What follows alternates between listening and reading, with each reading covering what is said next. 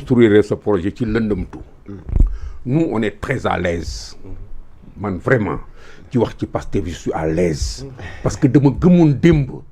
ni munuñu ma xeex te jotuñu nguur ànd ak ay góor ñu xeex du xeex ci nervosité xeex ci lucidité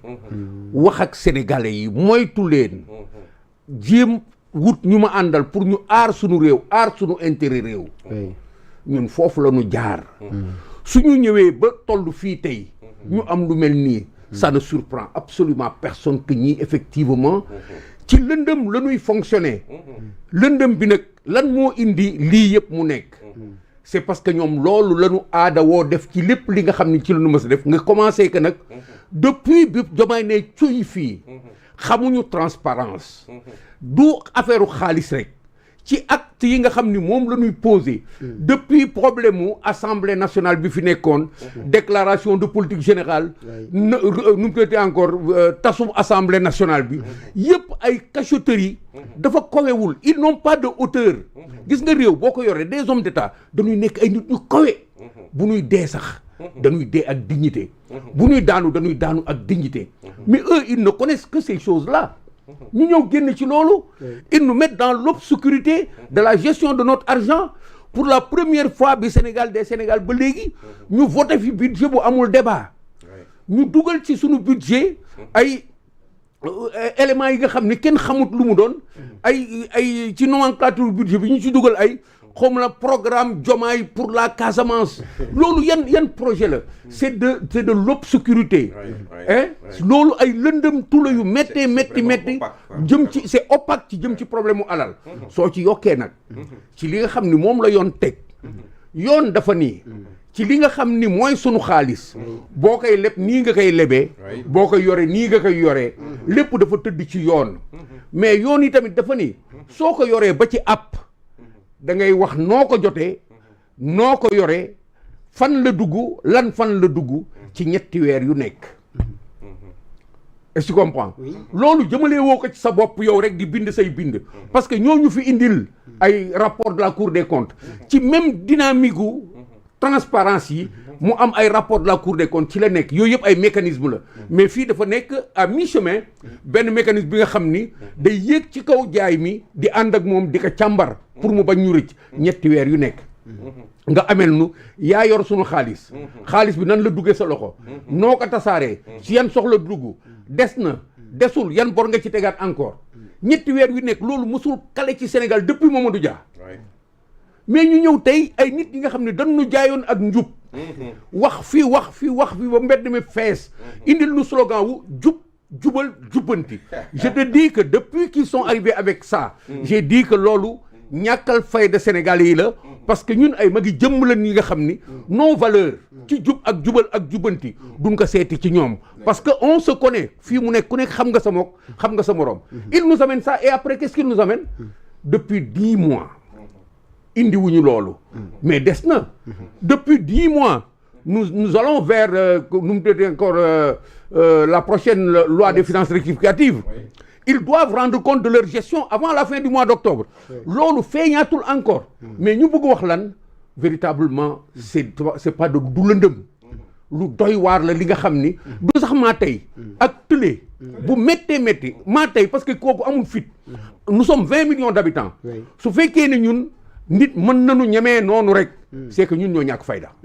merci beaucoup mais Sénégal réew 20 millions d'habitants ay nit nekk fii di foyee sunu alal nu mu leen neexee dañu àggagul ci cëppaandaw gi mais ils vont en rendre compte il y a aucun problème je ne les menace pas je leur dis la vérité devant leurs yeux parce que li nu fi sosal nit ñi depuis qu'ils sont là nekk opposition dugg ci pouvoir bi di sosal nit ñi ba naan dañuy effacer nit ñi ba noppi nag nekk ci ay luubal yu méttee yi nga xam ni si on rentre dans les cas pratiques il y a des cas patents ici de scandale qui les attendent waxuma loolu nag léegi ils n'arrivent pas hein ils vont répondre de ça et ils vont répondre de la manière dont ils ont géré notre argent déjà yéen a ngi gis fi leen Fonds monétaire international taxawoo dafa loolu gàcce la en attendant qu'on y revienne gàcce gu rëy la yàlla nañu yàlla musal ci gàcce amiin allahumma amiin merci beaucoup doyen ñu aborder par rapport ak beneen thème dinañ ñëwaat si mbirum xaalis bi mais bi la yoon dañuy ñëw si tournée bi chef de l'État dans le nord fële sa Saint-Louis gis nañ tournée bi ni président Diomaye Faye daal dinay dem saafanto na ak ñi nga xamante ñoom ñoo nekk tund boobu noonu def na fa aussi ay promesses ñu mën a jàpp si loolu. wàllum autosuffisance alimentaire si wàllum ceeb ak aussi wàllum suukar ak aussi ay inauguration yoo xam ne def nañ ko foofu ñu mën si citer première usine de transformation wàllum soble dans l'Afrique de l'Ouest tey tournée économique bi ñu ñel naka nga koy décrypter. waaw xam nga man toujours li may wax rek moom mooy ndeysaan nattu bi nga xam ne moom la am. notre très cher président nga xam ne moom la ñu yàlla séddee moom la ñu yàlla séddee dañ koy nangu nag parce que yàlla moo ñu ko séddee alhamdulilah ala kulli al waaw yàlla moom bu fekkee ni am na lu mu la teg aussi da nga koy nangu donc avec tout le respect qu'on lui doit vraiment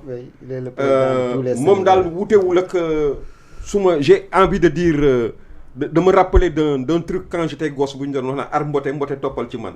lu ma am sànni la en fait c'est des gens qui sont aujourd'hui en train bañ fi nekkee ba léegi chaque mois ou chaque période donnée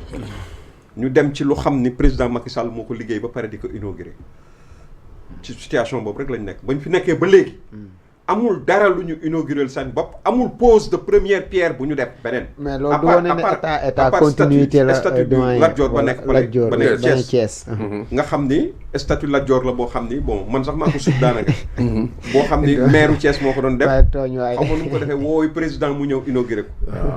pour dire non damay sànni xeer na ngeen tamit waa gars yi xam nga fi mu nekk nii ndeysaan dañ leen xam nga man sincèrement des fois j'ai honte dama leen di rus damay awma ci responsabilité mais dama leen di rusal li tax may rus mooy liñ fi woote yëpp ak liñ fi coow lépp ndekete lii la yaa que ça ndekete du woon dara lu dul lii ñu woon mais c'est scandaleux le président quand il va les visites du président les tournées d'un président de la République tournée économique mais depuis le président Léopold Sédar Senghor noonu la mës a demee tous les présidents yu fi nekk yu fi mës a jaar dañu doon def régulièrement ay tournées économiques ci ay périodes données nga xam ni par exemple dañu jum nawet wala mu am catastrophe wala mu am leneen loo xam ne bëgg nañ ko saytu et cetera et cetera mais ñoom tournée bi ñu ngi ko tuddee tournée économique mais en réalité tout le monde est d'accord unanimement les gens sont d'accord que c'était pas une tournée économique c'était quoi alors parce que une tournée économique jàpp naa ni war nga am loo xam ni da nga ko programme boo xam ni da nga ko ciblé sur le plan économique nga ni da ngay dem impulser ko dynamique boo xam ne da ngay dem impulser ko wala da nga am ay déclaration yooyu dem say comme président Macky Sall ni mu doon def. day ñëw pourtant dagguma la mais def na ay déclaration de par rapport ak autosuffisance alimentaire. jàppandal waa non autosuffisance alimentaire loolu jiitu na xam nga autosuffisance en riz. le président Macky Sall l'a posé ici. Aujourd'hui, nous sommes à plus de 80% de notre consommation en riz. Qui vient nga xam ne ci suñu réew lañ koy bayee. président Macky Sall bu ñëwee loolu la njëkk a def. xam nga lu ma la bëgg wax. président Macky Sall buy daan def ay tournée économique. day ñëw natt région bi. xam lan moo fa nekk. jël ay décisions nii. dat sàngam danaa def nangam. ak nangam ba pare topp ko. ñu gis ni ba date ba jotee chaque fois bu jotee day ñëwaat encore inauguré la nga xam ne waxoon na dana ko fa def la fa des mu ni loolu des na waaye danañ ci def nii danañ ci def na le mais tel n'est pas on a vu quelqu'un boo xam ni même yenn xale yi nga xam ne dañu xaw a doy waar nekk ci réseau yi gis naa ñuy def ay cercle di bind ci suuf si naan wëndeelu c'est-à-dire boo demee ba population yi seen bopp di la kokkali pour un chef d'État c'est vraiment dommage parce que ce qu'il est allé usine boobu ngay wax muy inauguré cette usine existe depuis 2 ans cette usine est en train de produire depuis 2 ans kon dara bees aussi mais lan moo fa bees CSS la compagnie sucrière sénégalaise mais commissaire mais la CSS était vouée aux gémonies attaqué par le président de Pastef lors de ses campagnes yi mu doon dem foofu au niveau de cette région il les a taxés de censure yoo xam ne dañuy ngecc askan wi ils n'ont pas suffisamment investi ils ne payent pas bien les populations et comme il avait même promis moom buñ ko joxee mbiri mu génne fi CSS. d'ailleurs sax si loolu doguma la mais dig na leen dig yoo xamante ni dina leen gën a jàppandal si seen wàllu. le président il l'a fait liggéey oui. waaw mais xam nga loolu moo paradoxal. c'est ça qui est paradoxal. c'est-à-dire on ne peut pas démb ñëw tey bëgg a mais on ne peut pas moo tax c'est quand on est dans l'opposition da nga war a boo nekkee ci opposition da nga war a diggu doomu. lépp lu nit di def daf ko war a def. nit boo ko bañ loo boo ko bañee na nga ci def ndànk soo ko bëggee it na nga ci def ndànk loolu la mag ñi di wax gis nga nit mën na def politique gis ni mais CSS dafa am loo xam ne daf ko dese ak population bi nous sommes tous d'accord il y a toujours des choses à parfaire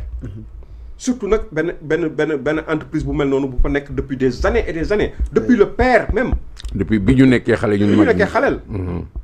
je me rappelle l'affaire du sucre roux d'aspect blanchâtre avec le groupe Sud Communication le procès de Sud ak CSS yàgg na y a eu des problèmes mais à chaque fois booy wax da ngay wax boo xam ni bu diggu dóomu boo xam da nga koy teg ci yoon mais su fekkee ni yow parce que da nga soxla dara bëgg nga am pouvoir la fin justifie les moyens pour toi toutes sortes de lu ñaaw lu nekk nga génne ko tey léegi loolu moo la dab nga ñëw fekk ñoo ñu naan CSS di ko tresel ay laurier lam fi def njàmbaaruk CSS nangam ak nangam ça fait doucement rigoler finalement alors que loolu yëpp mënoon na ñàkk donc ñoom à chaque fois ils sont rattrapés on se rend compte qu'ils sont rattrapés par leur déclaration d'hier et déclaration yooyu fondamentalement yëpp presque ça vient du premier ministre qui quand il était dans l'opposition